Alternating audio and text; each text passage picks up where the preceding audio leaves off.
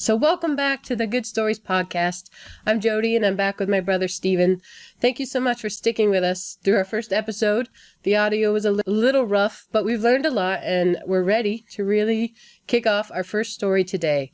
So we're going to start with an absolutely lovely fairy tale written by the teacher himself. C.S. Lewis called him the teacher in The Great Divorce. His name is George MacDonald.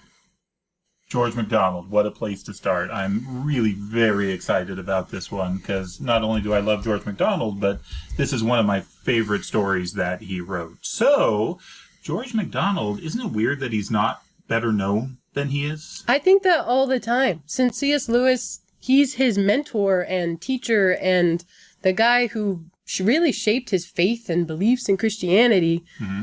And yeah, everybody knows C.S. Lewis. I don't think everybody knows George MacDonald. I would agree with that. And it's not just C.S. Lewis that loved him, though. I mean, Tolkien said nice things about him. And Tolkien didn't like everyone. And so that's impressive. G.K. Chesterton listed one of his books as like the primary motivator for his young life. So the princess books were just huge for G.K. Chesterton. And amazing man. So let's talk a little bit about him. So Wait. When did Tolkien say nice things? In his letters. Oh, no, yeah. I didn't know that. Yeah. It's great. Okay. So George MacDonald was a Scotsman. So he was born in Aberdeenshire in 1824 and then died in 1905. So definitely a 19th century author. Fascinating man. I did not know until I started reading into him a little bit that the education system in Scotland was fantastic. About the time he was born, much better than it was in England. And so he grew up with an education, as many of his friends, classmates, and things would, that wasn't necessarily the standard in the rest of Great Britain at the time. He ended up studying originally, of all things, chemistry and physics. That was his first degree. No he was a scientist, which makes me happy because my first degree was also in chemistry. So you're like the same person. Reaching for the stars on that one. So, but that wasn't what he went into professionally. So there was some thought that he might have had an interest in medicine, but ultimately he felt called into the ministry. And so that's what he did. He went off to seminary and then became a preacher at a congregational church for, frankly, not very long. So there was all sorts of debate on whether he was actually any good at it or not, but he didn't last for more than a couple of years. They ended up cutting his salary in half for a little while, and then eventually he ended up leaving and really entered on a life of teaching and lecturing. What's interesting, though, is that the preacher part of him never went away. If you read anything he writes, it's definitely in there. And he ended up actually traveling the world and speaking. He was also one of the most connected men of the 19th century that I've ever come across. So he and Lewis Carroll were like tight. They were good friends. Their kids were good friends. But you always keep stumbling across other people that were like, oh yeah, he knew him. I mean, things like Ruskin, things like Walt Whitman and Mark Twain. Now, really? I don't know how much of that I can prove, but I keep coming across stories where he knew these other peoples. But really he was a writer, and he wrote so incredibly well, and he wrote across so many different things. Yeah. Do you remember the first George MacDonald you read? What kind of book it was? It was a fairy tale, different than today's, The Golden Key. Oh, beautiful. Yeah. His short fairy tales are legendary in the field. I mean, just incredible stuff. He's really known for a few longer fairy tales, or what he would call, or they're often listed as adult fairy tales. Things like Fantastes, things like Lilith, which are just incredible. But he also wrote a ton of just nonfiction. Lots of sermons, lots and lots of sermons. And you've been doing a lot of his work on that recently, haven't you?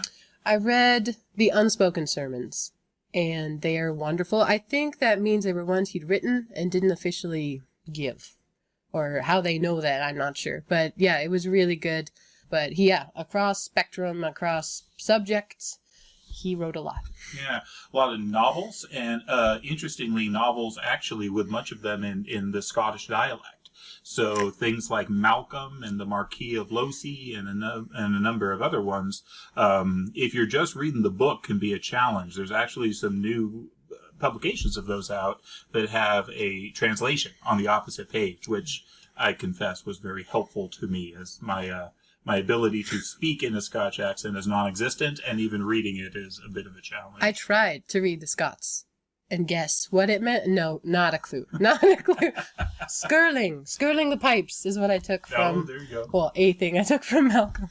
Yeah, so fascinating man, interesting guy, but again, really just an incredible author. And if you have not picked up the work we're going to read today, I encourage you to do so. And maybe this will prepare you a little bit for it as we talk about it. One more thing about the man is his dad. And I only know that because C.S. Lewis wrote the intro to, I think it's Fantastes. I think it might be Fantastes, but I can't remember. And he did a biography and talked about how most or many ministers, pastors, have a tension with their father when they're also in ministry, which his dad was. And that was not the case with George MacDonald. He loved his dad deeply, and they'd have conversation, and so much of his love of wonder and beauty, I think, comes from sourced in his dad, those conversations with his dad. So I love that about him too. I think that's great point. So. Okay, well, today's is called, do you want to say it? So I pronounce it Photogen and Nycteris. All right. Nycteris. We don't say water. I say Nycteris. So I've been thinking about, and may I defend my pronunciation? May I explain where it came from? Let me just say first, water is water, not water, or mother, not mother. It sounds a little pretentious. Understood. But where it comes from is my very, very inadequate knowledge of Latin and Greek. So let's start with the word Nycteris and why I say it like that. Latin for light is lux, and so Latin for night is nox. Eris is actually Latin for you will be. So if you conjugate the future version of the verb of to be, ero, eris, erit, eremus, eretus, You're just showing off now. I mean, a little bit. So, well, I figured one of the things with this podcast is I'd actually say out loud a lot of the things that go through my head that I normally don't say. It is out loud. hard when you have to pronounce it instead of just read it in your head. I totally agree. Nycteris is you will be night, which actually makes a lot of sense when we get into this story. That's true. And then photogen is from the Greek photos, right, for light. And then gen is basically a generation, right? So photogen is born of light. But even in generation, you say photogen. We do because, well, we do a j sound in English, but that's not in Greek or Latin. So I don't actually have a problem with it. I had to call it out. We can talk more about that later because I do want to get going. But because George MacDonald is a very wordy author, and often that's to his credit, and it provides great depth and detail, you have to know the full title in my book is The History of Photogen and Nycteris, a Day and Night Märchen, which I'm sure I said that wrong, but yeah, no idea. A German fairy tale, or a fairy tale in German, let's say that. So, very wordy guy. That might be my only critique of him, but often it's just wonderful. Time for a story. Absolutely. So, spoiler alert, I'm about to do a plot summary of this, but as this book has been in print for well over 100 years, I don't mind doing so. So, here we go. An evil witch decides to raise two children separately. One is a girl who is raised in as near complete darkness as possible. She is not allowed education, space, companionship, or really much anything else. This is Nycteris. The boy, Photogen, is raised in complete light. He is never exposed to dark or even shadows. He is granted education, freedom, and all good things. Inevitably, the two independently escape their situations and meet. Photogen is horrified by the night, but he is protected by Nycteris. Photogen then abandons Nycteris at sunrise, not understanding she is equally horrified by the extreme light of the sun. She painfully makes her way back to safety on her own. The evil witch knows she has been foiled in her experiment, so she turns on both children, who are now young adults. She attempts to kill the girl through light and the boy through darkness, but the two meet and rely on each other to survive. The witch is finally killed in the form of a werewolf by Photogen. The two youths marry. Photogen is obviously a prince, after all, this is fairyland. And they live happily ever after. And there you have a summary of the story. Minus all the pretty details. So let's talk about those. Absolutely. So the biggest thing that jumps out at me at this story are obviously the contrast, the opposites, the pairings of different things. Tons of them. Yep. Day and night, masculine and feminine, love and hate, light and darkness, and always contrast, but also a lot of inversions of each of those. Maybe the biggest thing. So I've read this before. So this was a reread, and it's been maybe a decade. Truly, the biggest thing that stuck out this time was how he flipped night and day, where typically, traditionally, the day is good, light is good, and night, dark, bad.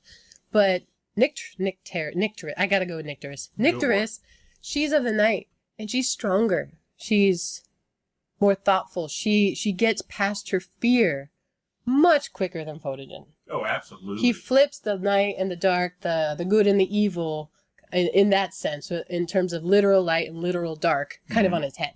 Absolutely. The other thing that kind of strikes me about this is just starting at the beginning with the witch. Okay? This witch who is setting up this bizarre experiment. How do you say her name? So I pronounce it Watho. I say it Watho! Yeah, we're good. So, yes. Quote from the very beginning of the book that I want to read out.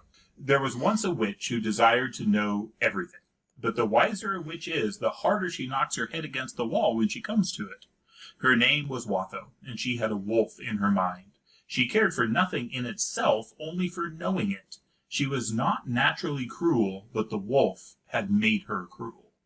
Any thoughts on that? I don't get that. I would like you to teach me, brother, because I don't understand the wolf. I think the knowing just to know is the problem, where it's not motivated by some kind of even interest or delight or love for anything. It's just that it's very grasping in its way. But the wolf parallel, and where it literally goes to where she's a werewolf. Yeah. So it says at the back end of this paragraph, now and then she would fall bent together, shudder, and sit for a moment with her head turned over her shoulder, as if the wolf had got out of her mind and onto her back. Wow, yeah. So it's not just this metaphor of a wolf. She's very literally wolf-like. Absolutely. And when I read this, the thing that jumped out at me was actually, or what I remembered was another story.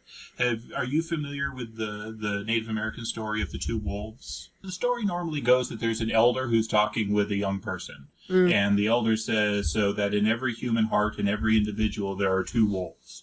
One full of light and knowledge and truth and love and forgiveness and everything good. And another wolf full of kind of darkness, envy, hatred, contempt, everything bad. And these are always fighting for supremacy in every human soul.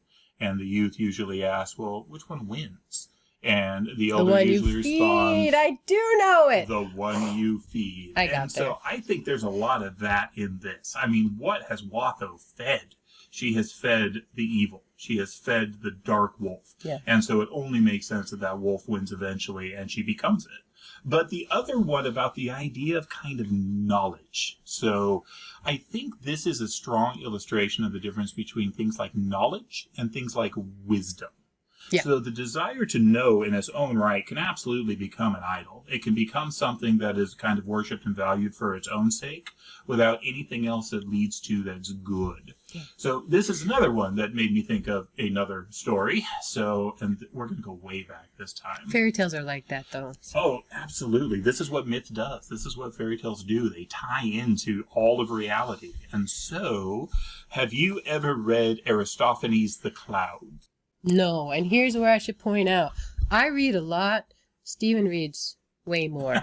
And he remembers it all. So no, tell me about Aristophanes. Aristophanes was a Greek comedian, so he wrote really, really funny stuff. I knew that much. Yeah, we've actually still got a lot of it. Most of it is pretty dirty, frankly, so I'm not going to quote most of it here. But in The Clouds is where we actually first meet Socrates, but as a comical figure. So Socrates, the great philosopher of the Greeks, right?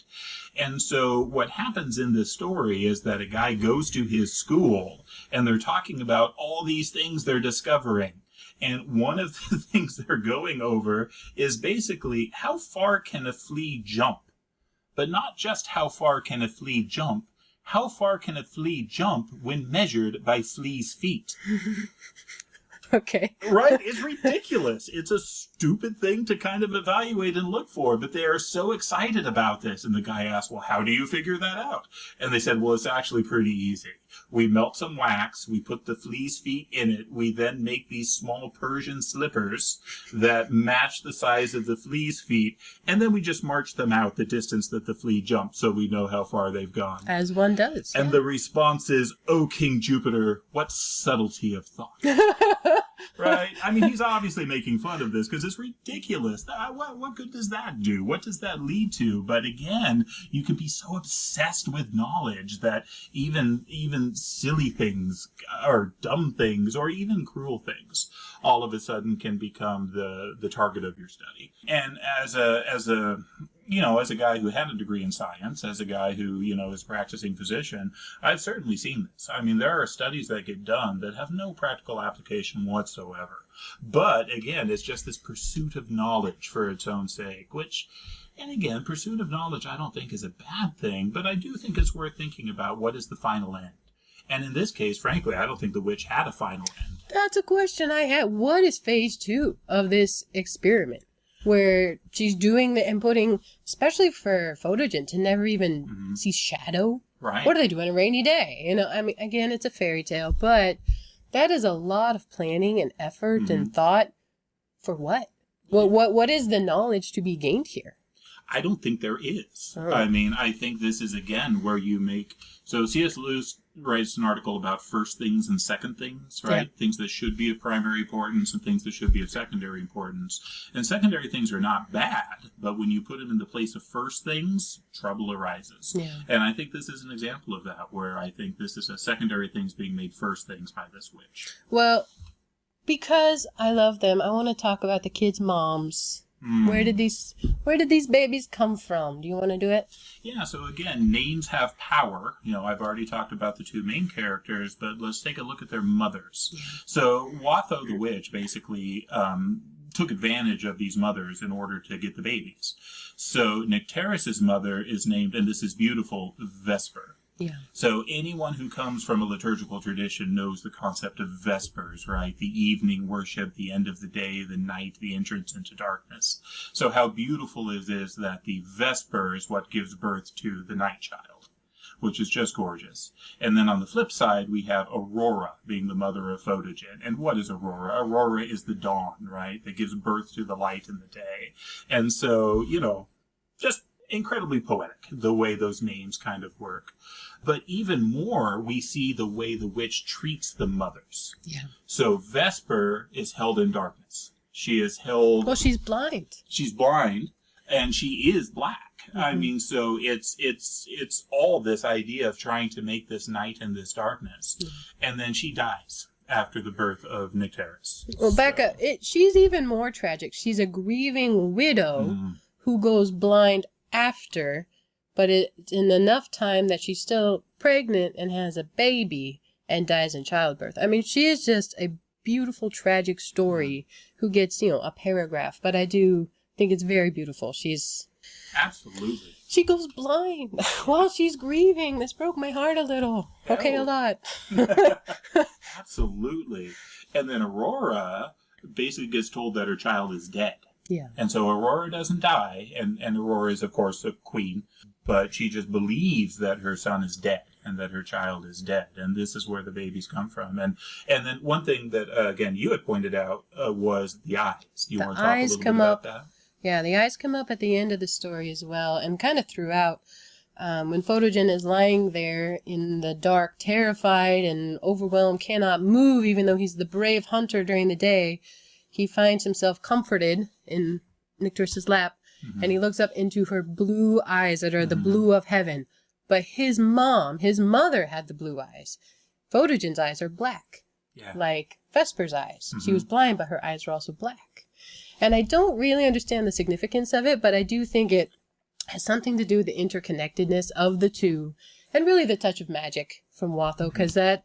the only way that she's killed, and we can talk about that at the end, but is through her magical touch. There's definitely some crossover. Even for as much as she tried so hard to keep them separated, they're each other's mother's eyes, which is just a really interesting and odd detail. I think you're right. I think it's also, in my mind, when I read that, what I got out of it is this was the first foreshadowing that Watho was not really in control. Yeah. That this was out of her power, that there were things that she did not want to happen or could not have predicted that were going to happen anyway, that there was a bigger story here, and this was the first sign that, frankly, she was going to fail. Now, you had talked about when Photogen goes into the dark, when he's in the dark, and this is where he's comforted by Nycteris and is just overwhelmed by the darkness. I mean, what an incredibly powerful scene on kind of two levels, right? One is the weakness of Photogen. The other... Oh, it wrecks him. Totally. Because he's arrogant, ego... And they do say he's brave, but not because he's never known pain. Mm-hmm. Because he's a hunter and he has experienced terrifying situations, wild animals, and literal pain in these situations. So he's had experiences, at least during the day. But at night, he is rendered a baby. And it shatters his ego. Fair enough. Absolutely. But then here is where we do see the strength of Nycteris. Yes. So we have this boy who is raised in light. All good things are given to him. I mean, he should be this paragon of greatness. And you're right, he's wrecked. But then we have Nycteris, who has been denied everything, who has grown up in weakness and abuse and darkness. And she becomes this tremendous source of strength to him, to help him get through that night, which he never would have got through without her. Yeah, there's a quote in here about how a moth brushes her skin at night, and she's never felt that, right? Complete isolation. But she runs after it, not as a hunter, you know, the point counterpoint there, not like Photogen would, even if he weren't afraid, but as a lover. She loves it. She loves the moon. I just delight in the fact that even she is of the night, and she loves the night, and even in the day, she's seeking the night and the soft arms of the dark. But in the night, she loves the light. She's still seeking the light. Her lamp, they do talk about her lamp, and it's this, in my mind, this dull, flickering, weak thing. It's as dull as it can be. And yet she still loves her lamp. I can't say idolizes. It seems purer than that to me. I would agree. Where she truly loves it. So even in the dark, she loves the light. Yeah, well, and she even tells Photogen when they meet, where he says that, you know, I love the light, but you love the dark. And she says, no, I don't love the dark. I love the light. Yeah. And so, are you familiar at all with the idea of classical dualism? I am, but go for it. So, less than you. Go. Dualism is one of those things that keeps popping up throughout the millennia.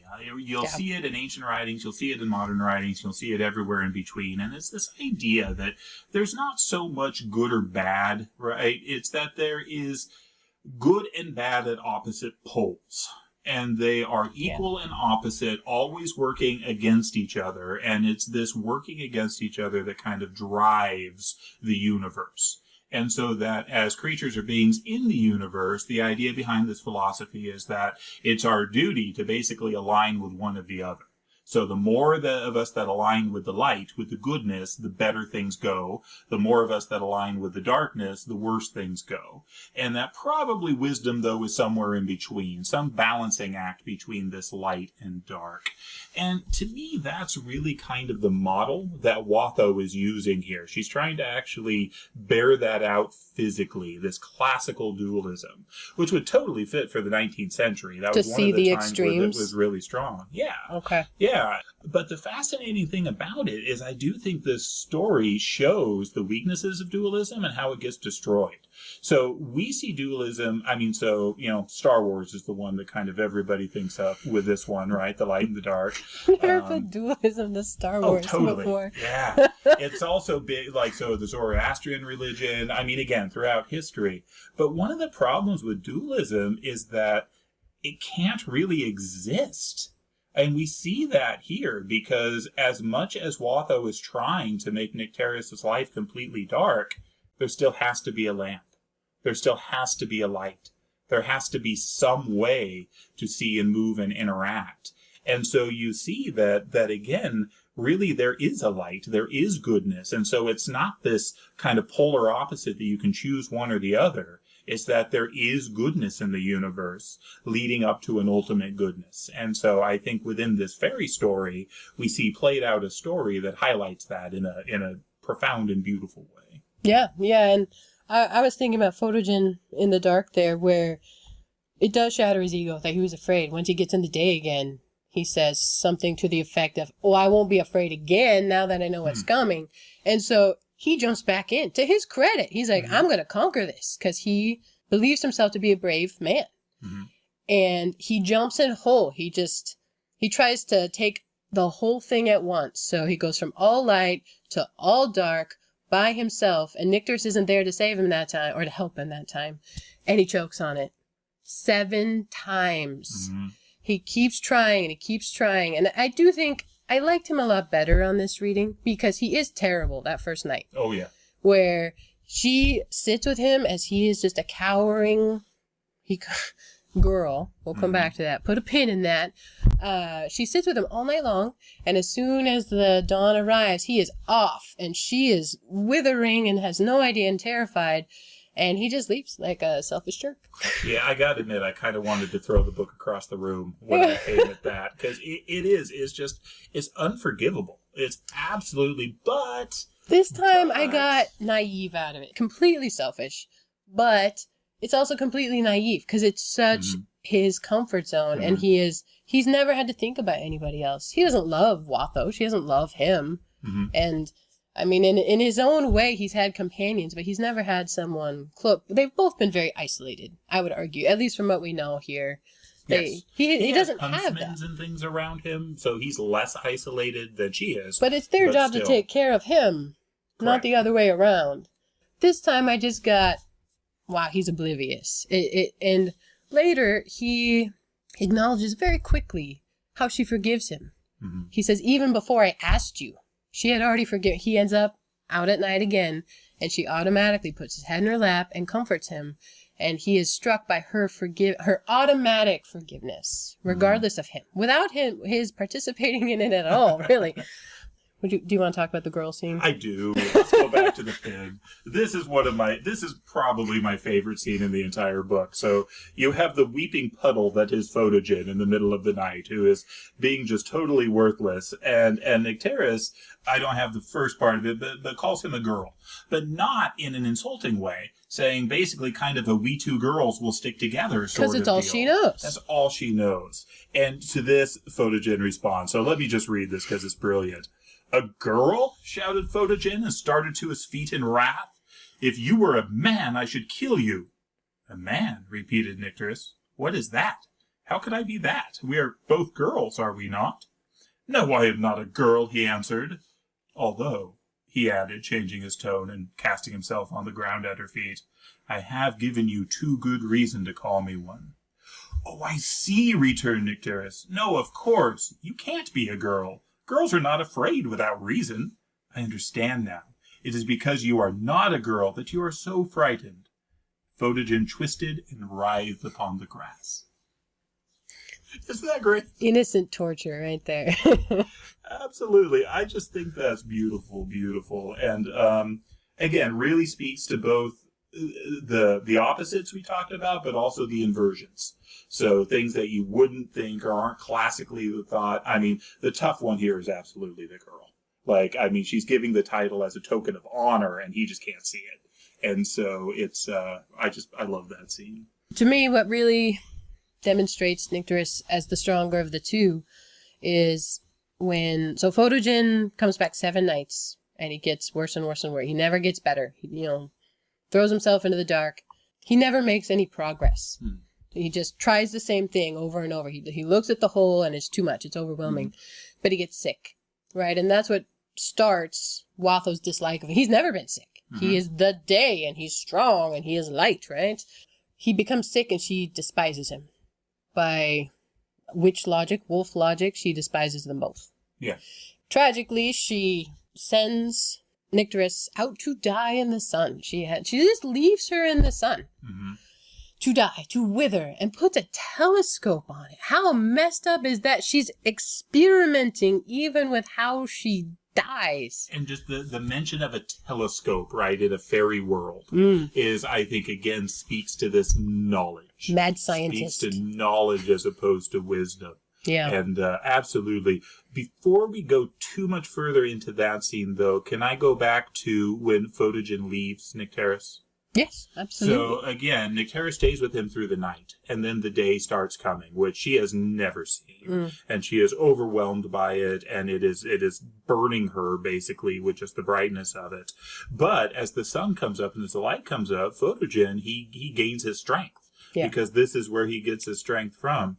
And I do think, again, going back to the naivety, I think this line is something worth keeping in mind.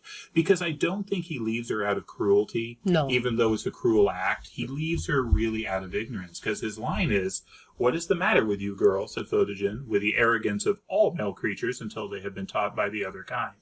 So, again, what he sees is, he assumes, I think, she's faking, right? You're going to be fine now. So he thinks he's leaving her in safety because the light is up. What could be safer? And he refuses to listen, or he doesn't listen because he hasn't. So again, in terms of kind of not hating Photogen, that line helped me a little bit of like, oh, okay, I see where that's coming from. Yeah, just completely oblivious. And so then going back to where, so Nycteris is now exposed and Photogen is sick but escaping. And yes. so where does it go from there? So Nycteris is stuck in the sun, middle of the day, and she is on the ground with her dark hair. Everything about her is dark. Her dark hair makes this circle of slightly dimmer light in front of her. And she is afraid. She's terrified. But she also notices small things. So the daisy. When in the night, she knows the daisy, and it's all closed up. And that's how she knows where the red tips, and he describes that in beautiful detail, where the tips of a daisy when it's closed at night are red. But there's a daisy in the sun, in the shadow of her hair, below her. And instead of gazing up at the sun and trying to take in all of it at once, she looks and focuses on this small little friend. And it's really, I see the parallel just when we feel overwhelmed.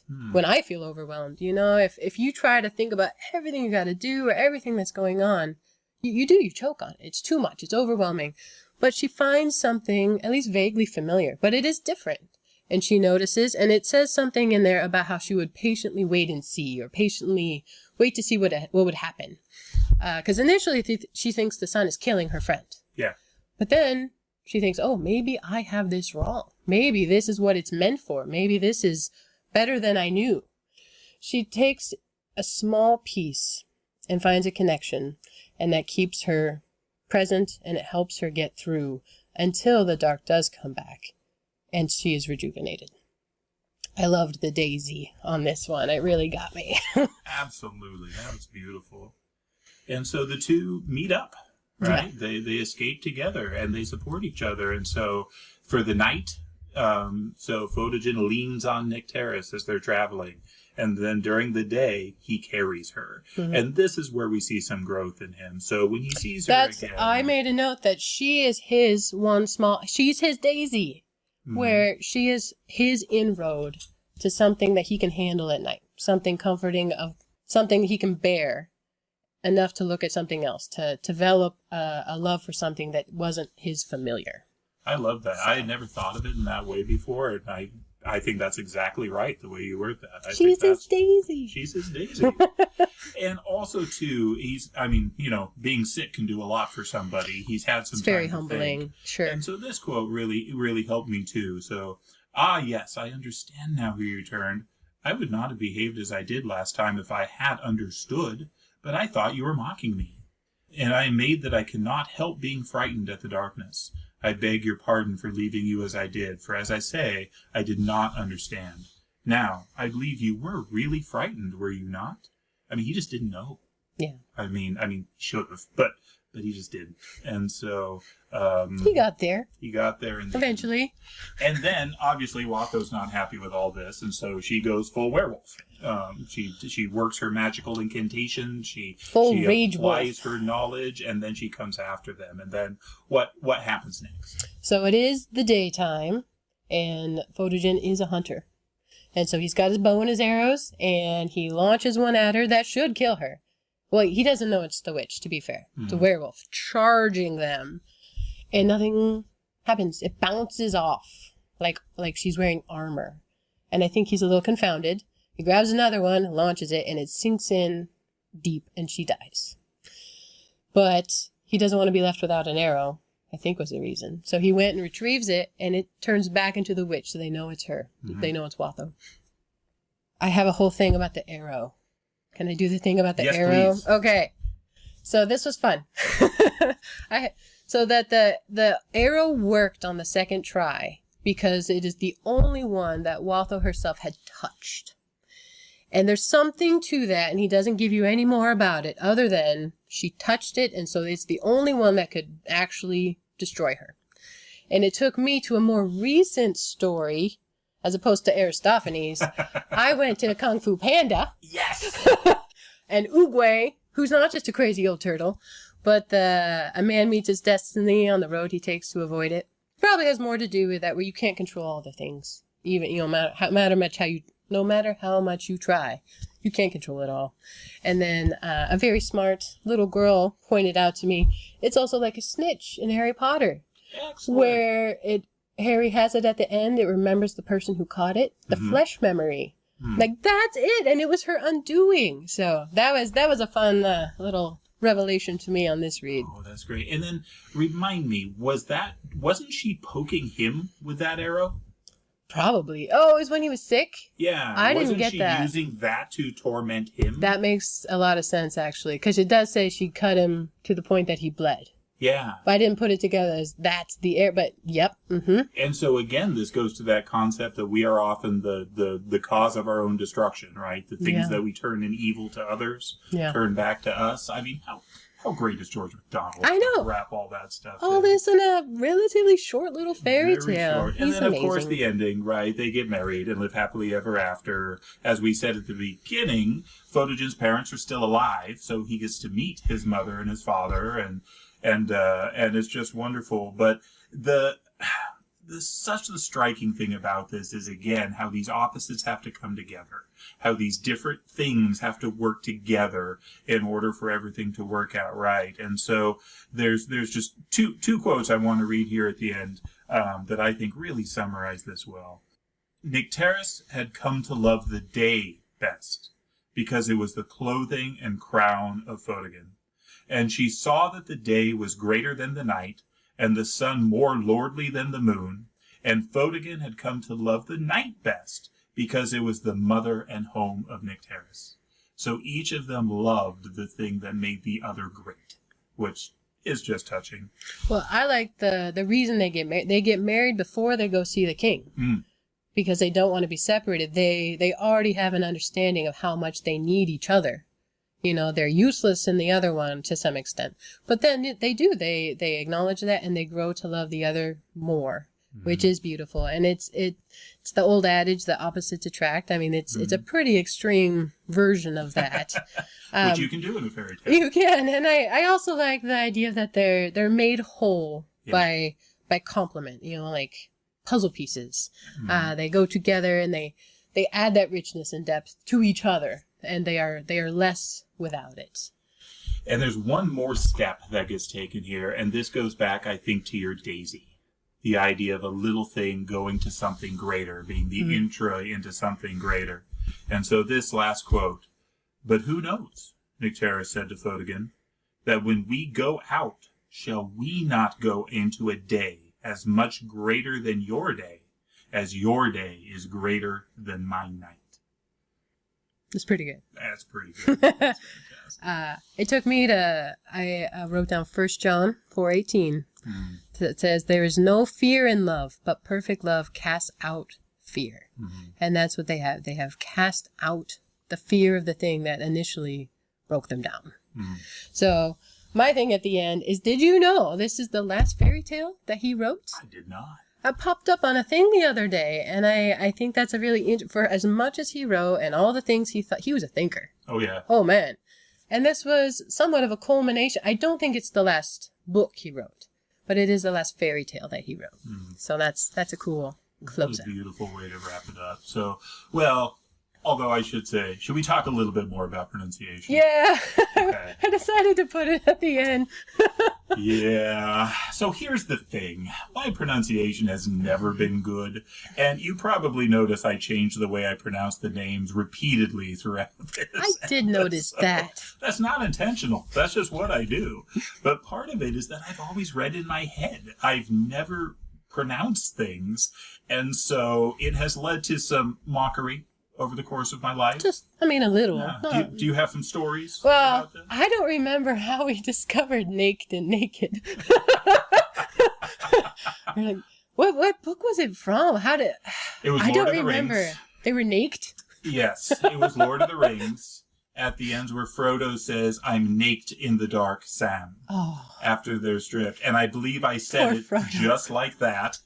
And I don't remember if it was you or our brother or our older sister.